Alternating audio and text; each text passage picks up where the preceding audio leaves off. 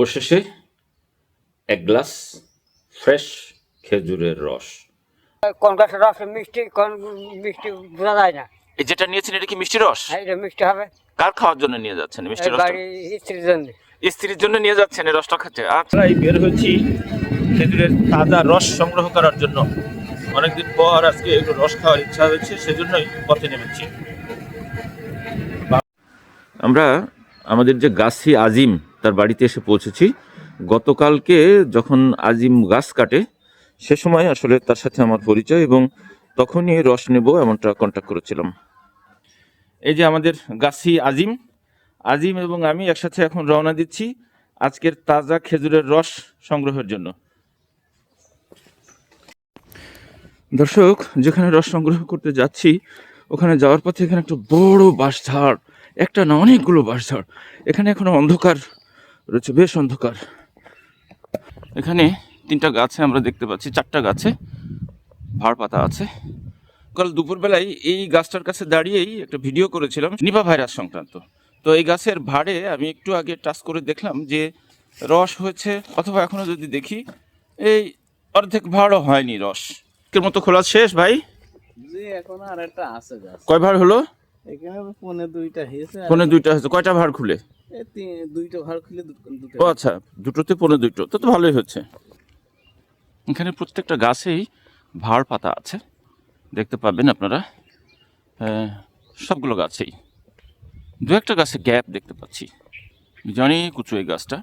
এটাতে অবশ্য কোনো ভাড় পাতা নেই, তার মানে এখনো কাটার সময় হয়নি, এবং এই গাছটার রস সংগ্রহের জন্য তার অথবা দড়ি লাগানো থাকে। কত হলো এক ভাড়? কয় ভাড় থেকে এক ভাড় হচ্ছে? ওনার সঙ্গে আমরা আরেকজন যাচ্ছেন বাঘ কাঁধে নিয়ে, উনি গাছ থেকে নেমে আসছেন। গাছ থেকে চলুন কথা বলি ওনার নামাচ্ছেন। সঙ্গে।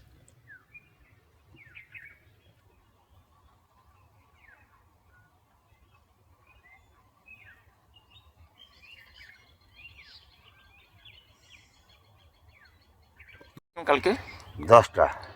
এখন পর্যন্ত 4টা খুলেছেন দেখছি, তাই না? হ্যাঁ, আচ্ছা, তো 10টা গাছে কতটুকু বা কয় ভাড় রস হতে পারে? 5 ভাড় হবে। 5 ভাড় হবে, তাই না? আচ্ছা, আমরা একটু আপনার সাথে থাকবো এবং দেখবো যে আপনি যখন রস নামাবেন, তো এখন তো 4টা নামিয়েছেন, এই 4টা গাছে কতটুকু রস হচ্ছে একটু দেখি আমরা। অর্ধেকেরও কম হচ্ছে রস। এই রসটা কি মিষ্টি হবে এই গাছের রস? হ্যাঁ, মিষ্টি হবে। আচ্ছা, এটা মিষ্টি হবে, তাই না? অল্প হলে কি মিষ্টি হয় বেশি, না বেশি হলে মিষ্টি হয় বেশি, কোনটা? সব গাছ মিষ্টি হয় না, একটু মিষ্টি হয় না। হ্যাঁ, হয় না?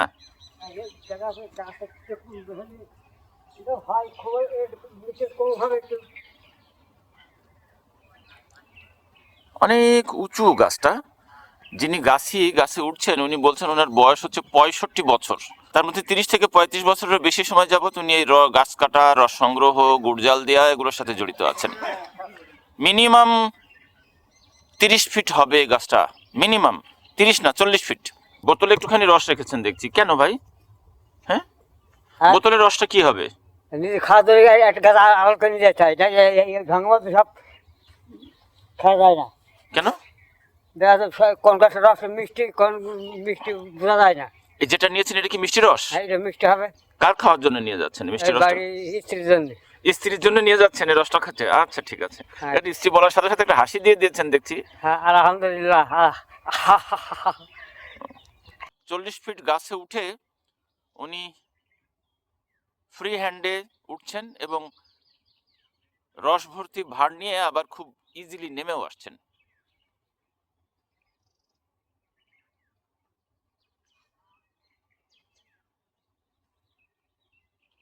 আমাদেরকে একটু দেখাবেন এই গাছটায় কতটুকু রস হলো?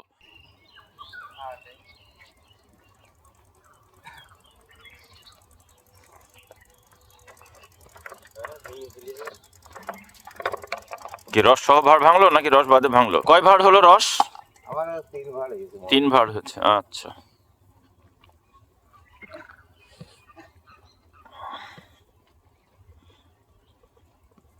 সারা রাত ভর এমন ফোটায় ফোটায় রস পড়েছে এই ভাড়ে। আমি দেখতে পাচ্ছি যে ভাড়ের অর্ধেকটা ইতোমধ্যেই পূর্ণ হয়েছে। প্রিয় দর্শক, আমি যেখানে এখন দাঁড়িয়ে আছি ঠিক এখানে আপনারা দেখতে পাচ্ছেন যে ধানের চারা রোপণ করা হচ্ছে। ধানের চারা রোপণ এবং দূরে উদীয়মান সূর্য, এই দুয়ের সম্মিলনে চমৎকার একটা পরিবেশ তৈরি হয়েছে এই স্নিগ্ধ সকালে। যেসব গাছে রস সংগ্রহের জন্য রাতভর ভাড় পাতা ছিল, কোনো কোনো গাছ থেকে গাছি অলরেডি ভাড় নামিয়ে নতুন ভাড় দিয়ে গেছেন, জিরান রস সংগ্রহ করেছেন, এখন দোকাট অথবা ঝরা রস সংগ্রহের জন্য নতুন করে ভাড় দিয়ে রেখেছেন। এই অবস্থায় এমনও দেখতে পাচ্ছি অনেক ক্ষেত্রে গাছি রস সংগ্রহ করে কেউ বা সাইকেলে নিয়ে বাঁকে করে নিয়ে বাড়ির উদ্দেশ্যে রওনা হয়েছেন।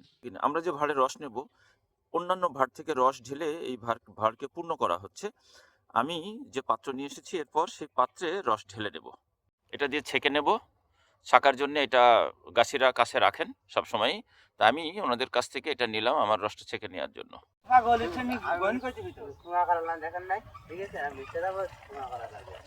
হ্যাঁ, আমাদের রস ঢালা হচ্ছে এখন। আমরা যে জার নিয়ে এসেছি এই জারে রস ঢেলে নিচ্ছি। দর্শক, আমাদের রস সংগ্রহের কাজ শেষ। এই যে একটা জার, দুইটা জারে আমাদের 14 লিটার বা 13.5 লিটার মতো রস আছে। আমরা এখন বাড়ির উদ্দেশ্যে রওনা হব। অবশেষে এক গ্লাস ফ্রেশ খেজুরের রস। আজ সকালে গাছিদের কাছ থেকে 15 লিটার রস নিয়েছি। তার মধ্যে এই এক গ্লাস বাইরে রেখেছি, যার বাকি অংশের প্রায় পুরোটাই ডিপ ফ্রিজে ভরে দিয়েছি। গতকাল দুপুরের দিকে যখন এই গাছি আজিম গাছ কাটছিলেন, তখন তার কাছে গিয়ে রসের বায়না দিয়ে এসেছিলাম।